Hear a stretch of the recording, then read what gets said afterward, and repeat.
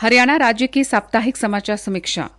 वरिष्ठ पत्रकार दिनेश गोयल, वाचिका डॉक्टर गुरजीत कौर। विश्व के सबसे बड़े लोकतांत्रिक देश भारत में आजकल लोकतंत्र का पर्व मनाया जा रहा है, जो कि 4 जून तक चलेगा। हमारे इस पर्व को देखने के लिए 23 विभिन्न देशों के चुनाव प्रबंधन संस्थाओं से जुड़े 75 अंतर्राष्ट्रीय प्रतिनिधि हमारे देश में पहुंचे हुए हैं। भारतीय चुनाव आयोग इंटरनेशनल इलेक्शन विजिटर्स प्रोग्राम के आयोजन के माध्यम से लगातार अंतर्राष्ट्रीय सहयोग को बढ़ावा दे रहा है। इसके तहत ये ऐसा पहला आयोजन है जिसमें 23 देशों के विभिन्न चुनाव प्रबंधन निकायों और संगठनों का प्रतिनिधित्व करने वाले 75 प्रतिनिधि भारत आए हैं। लोकसभा की 543 सीटों के लिए 7 चरणों में मतदान हो रहा है।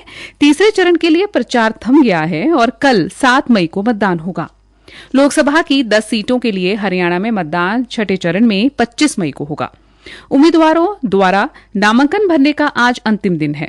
8 मई को नामांकन पत्र वापस लेने की अंतिम तिथि है। इसके बाद हरियाणा में उम्मीदवारों द्वारा अपने अपने पक्ष में किया जा रहा चुनाव प्रचार पीक पर जाएगा। लोकतंत्र के इस पर्व में हरियाणा निवासी बढ़ चढ़कर भाग ले रहे हैं। उसके लिए हरियाणा के मुख्य निर्वाचन अधिकारी अनुराग अग्रवाल ने कमर कस ली है। चुनाव में मतदान प्रतिशत बढ़ाने के लिए विभिन्न बस स्टैंडों से विभिन्न रूटों पर चलने वाली हरियाणा रोडवेज की बसों के जरिए लोगों को जागरूक किया जा रहा है। मुख्य निर्वाचन अधिकारी द्वारा एक अनोखी पहल की गई है, जिसके तहत मतदाताओं को इस बार मतदान करने के लिए बुलाने हेतु ब्याह शादी की तरह निमंत्रण पत्र भेजे जाएंगे। शादी समारोह की तरह बूथ लेवल अधिकारी मतदाताओं का स्वागत करेंगे। इस बार हरियाणा में मतदान प्रतिशत 75% तक ले जाने का लक्ष्य रखा गया है। मतदाताओं को मतदान करने के लिए प्रेरित करने हेतु उन्हें शपथ भी दिलवाई जा रही है और नागरिक भी शपथ ग्रहण समारोह में बढ़ चढ़कर भाग ले रहे हैं। मतदाताओं द्वारा चुनाव का पर्व देश का गर्व की शपथ ली जा रही है।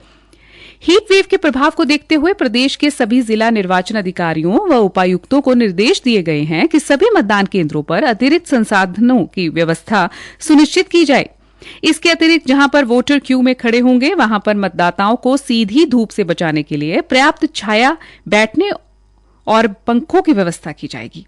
वरिष्ठ नागरिकों को दिव्यांग व्यक्तियों जैसे कमजोर मतदाताओं को विशेष सहायता दी जाएगी। भारत निर्वाचन आयोग के अनुसार जो व्यक्ति 40% से अधिक दिव्यांग है और वरिष्ठ नागरिकों जिनकी आयु 85 वर्ष से अधिक है, उन्हें घर से ही वोट करने की सुविधा प्रदान की गई है।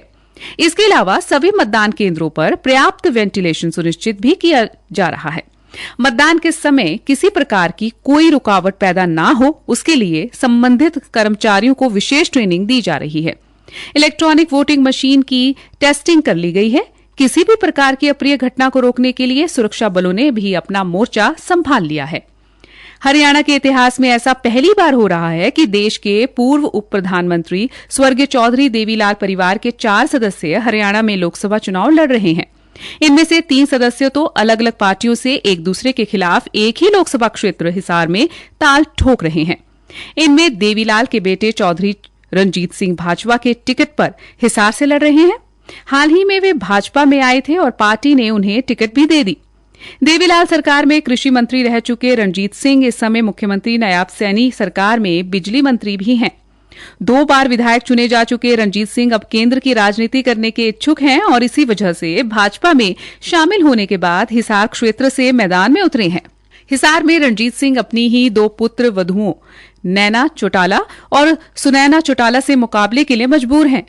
पूर्व उप मुख्यमंत्री दुष्यंत चौटाला की मां नैना चौटाला जननायक जनता पार्टी के टिकट पर उनके खिलाफ चुनाव लड़ रही है। नैना 2 बार विधायक चुनी जा चुकी हैं। हिसार क्षेत्र से उनके बेटे दुष्यंत चौटाला भी सांसद रह चुके हैं, जबकि उनके पति डॉक्टर अजय सिंह चौटाला एक चुनाव में थोड़े से मतों के अंतर से हार गए थे। बिजली मंत्री रणजीत सिंह के मुकाबले उनकी दूसरी पौत्र वधू सुनैना चौटाला भी हिसार से किस्मत आजमा रही है। उन्हें पूर्व मुख्यमंत्री ओम प्रकाश चौटाला की पार्टी इंडियन नेशनल लोकदल के टिकट दिया है और वे पहली बार लोकसभा का चुनाव लड़ रही हैं।